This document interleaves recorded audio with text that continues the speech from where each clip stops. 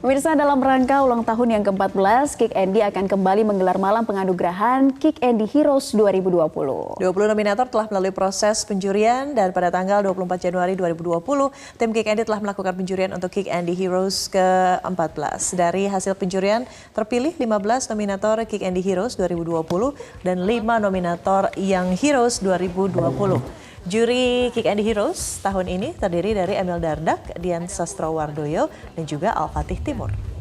Saat penjurian terjadi perdebatan untuk menentukan penerima Kick Andy Heroes 2020.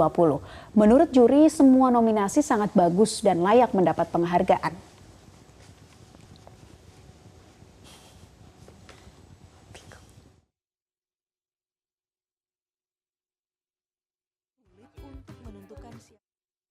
Dan sudah hadir di studio 1 Metro TV, Dedengkot, founder dari Kick Andy, Andi Efno ya, yang juga ikutan pusing sebetulnya di penjurian Kick Andy Heroes ke-12 tahun ini ya Bang. Iya, dari usia 14, ini adalah Kick Andy Heroes Award yang ke-12. Jadi, ya, kalau silakan. kita lihat ya tadi memilih menjadi 20 nominator itu tidak mudah ya Bang ya. Ada juga semacam perdebatan. Mungkin bisa diceritakan nih Bang untuk sampai ke 20 nominator ini seperti apa? Dari tahun ke tahun para juri selalu pusing ya, berdebat dan kadang-kadang deadlock. Jadi saya di dalam aturannya, saya sebagai host boleh mengintervensi kalau deadlock. Kalau nggak selesai-selesai. Nah, kenapa selalu terjadi perang argumen? Karena semuanya bagus menurut juri. Kenapa nggak semuanya aja menang? Menang, iya betul. Nah, tapi toh tetap di antara yang bagus-bagus, yang hebat-hebat itu, kami harus memilih 7 ya. 6 dipilih oleh para juri, 1 oleh pemirsa supaya fair. Jadi pemirsa, penonton, masyarakat juga boleh memilih siapa yang menjadi jagoan mereka. Nah, akhirnya 7 yang terpilih. Jadi memang perdebatannya adalah semua bagus. Tapi kita kan akhirnya harus memilih dengan kriteria. Kemudian dengan indikator tertentu, misalnya yang kami nilai itu adalah impact yang ditimbulkan. Artinya apa yang dilakukan oleh para tokoh yang terpilih atau yang calon ini, impactnya seberapa besar bagi masyarakat. Kemudian berapa lama durasi dia melakukan itu. Ada yang 3 tahun, 4 tahun, 10 tahun, 15 tahun, itu kan juga bobotnya beda. Terus kemudian adalah bagaimana tingkat kesulitan. Mereka yang bekerja di pulau-pulau terluar, di pegunungan, itu kan berbeda dengan mereka yang ada di kota-kota besar yang aksesnya lebih mudah. Itu juga ada penilaian di situ, dan drama juga. Artinya dramanya itu adalah kalau dia anak miskin, kemudian dia bikin sekolah, atau dia pendidikannya rendah, dia membuat sekolah, membuat sekolah, memberikan impact, atau dia secara fisik tidak sempurna, disabel, nah tapi dia memberikan impact yang besar, itu juga ada drama yang jadi bobot penilaian. Ya, poinnya jadi berbeda begitu ya. Tapi juga yang menarik adalah dewan jurinya yang di tahun ini sepertinya merefleksikan anak-anak muda seperti Bang Andi ya. Oh iya, milenial, seperti saya lah, seperti saya gitu tiap hari gitu ya, biar awet muda.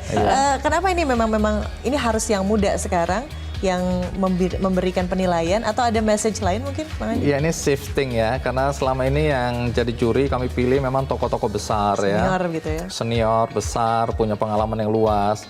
Tapi di satu sisi kami melihat bagaimana pahlawan di mata orang-orang muda. Nah, akhirnya kami mengundang Pak Emil Dardak atau Mas Emil ya, dari Jawa Timur. Dia adalah wakil gubernur sekarang. Nah, kemudian ada Dian Sastro ya. Juga semuanya ini adalah orang-orang yang giat di dalam sosial, dan ada Al-Fatih Timur atau Timi kitabisa.com. Karena apapun yang dia buat melalui kitabisa.com memberikan impact juga. Jadi mereka ini bukan sekedar tokoh muda, tapi mereka juga punya kegiatan-kegiatan yang berdampak sosial. Nah, mereka yang kami pilih untuk tahun ini sebagai juri, atau kami minta untuk jadi juri. Ada 5 nominator yang heroes juga ya Bang ya di sini ya. Tentu ini juga menimbulkan perdebatan juga, sangat sulit juga. Tapi bagi Bang Andi sendiri, apa yang paling menarik begitu dari kelima nominator yang heroes? Mana yang paling menarik perhatian dari Bang Andi? Iya, saya dari tahun ke tahun semakin bahagia ya. Karena apa? Karena perbuatan baik tidak dilakukan oleh mereka yang sudah mapan, mereka yang sudah dewasa, sudah matang, mereka yang sebentar lagi selesai gitu kan, jadi menabung untuk akhirat. Bukan itu ternyata. Ternyata anak-anak muda sekarang, mereka juga sudah punya perhatian yang besar sekali untuk kegiatan-kegiatan sosial semacam ini. Kita lihat sekarang ini misalnya ya, anak-anak muda yang bikin startup itu berkaitan dengan aplikasi yang mereka buat untuk membantu petani, nelayan, ya perempuan-perempuan, pemberdayaan, ada juga yang anak-anak putus sekolah dan seterusnya. Jadi mereka sudah ngerti bahwa kalau aku melakukan kegiatan usaha atau kegiatan apapun, itu harus yang punya impact sosial. Nah, ini menggembirakan aku karena dari tahun ke tahun semakin banyak anak-anak yang seperti ini. Sehingga 5 calon yang kami pilih di tahun ini juga adalah orang-orang yang keren-keren banget. Dan yang menang memang kalau dilihat ya pantas lah ya, karena impact yang mereka berikan, durasi yang mereka sudah lakukan dalam kegiatan mereka. Jadi ini nonton aja, pokoknya keren-keren deh, keren-keren. Nah, tapi ngomong-ngomong soal nonton nih Bang, kemarin juga sempat trending ketika proses tapping atau perekaman dari Kick Andy Heroes itu di berbagai media sosial dikatakan bahwa tanpa penonton, dan ini request dari Andi Noya sendiri untuk akhirnya memberlakukan protokolnya dari pemerintah. Ada message lain mungkin Bang? Iya, itu artinya kami menaati imbauan dari pemerintah. Pada saat itu memang pemerintah belum spesifik mengeluarkan imbauan, tapi arahnya sudah ke sana, meminta agar kalau bisa mengurangi pertemuan-pertemuan atau kumpulan-kumpulan orang dalam jumlah waktu itu 100 ke atas. Nah, undangan Kick Andy kan 550, jadi kami bilang udah kita putuskan aja. Waktu itu memang diputuskan pada detik-detik terakhir sebelum kami rekaman atau taping.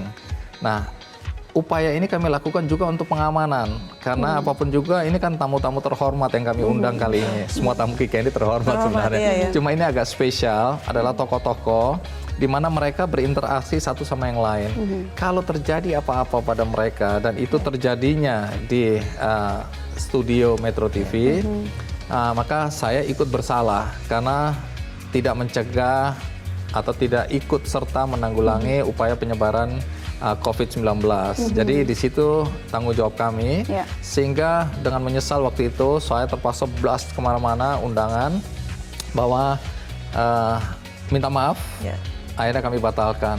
Memang suasananya agak gimana, galau gitu ya. Coba kita lihat ini sedikit cuplikan begitu ya kemarin proses perekaman yang ini betul-betul kosong. Yang ada di depan itu hanya pembaca nominasi dan undangan atau pemberi. Jadi pembaca nominasi yang diundang adalah menteri-menteri pemberi award itu dan penerima tentu saja. Ya, mereka hadir semua.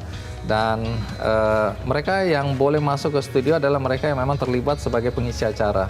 Selain itu bahkan teman-teman Metro TV sendiri yang mau nonton kami larang. Jadi betul-betul kami mencoba agar taat, tertib, untuk juga ikut membantu pemerintah dan masyarakat mencegah penyebaran virus corona COVID-19. Dan prosedurnya juga tentunya sangat ketat ya, Bang, ketat sekali. Sudah dibatasi Tadinya kami pikir tetap diselenggarakan dengan aturan-aturan ketat, ya biasalah kita tes dulu suhu badan, proses atau prosedurnya kami taati semua satu persatu naik dan seterusnya.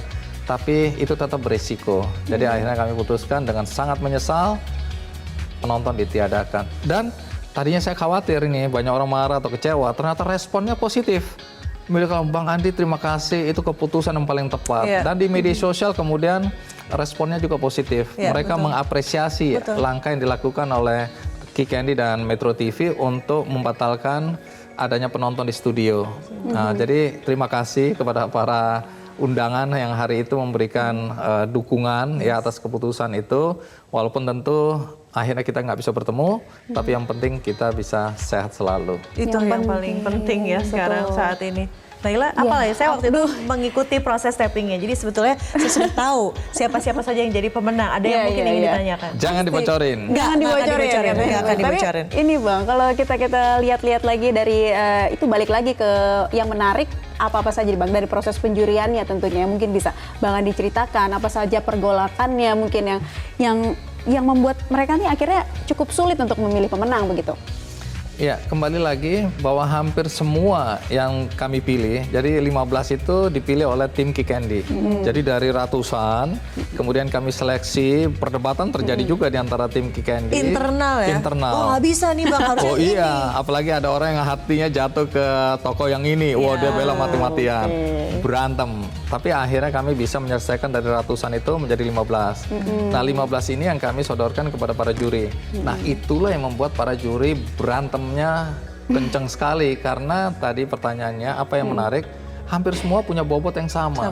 Nah, tinggal perspektif kita melihat saat ini ya. Artinya bisa jadi kemudian tahun depan mereka bisa maju lagi. Nah Jadi, ini yang belum diketahui iya. kayaknya. Jadi intinya ketika kemarin di tahun sebelumnya misalnya masuk nominasi dan belum berhasil memenangkan award, bisa diikutkan kembali gitu ya Bang? Iya, tadinya nggak bisa kan. Nah, kami pokoknya siapa yang gugur tahun ini selamanya nggak akan boleh ikut lagi.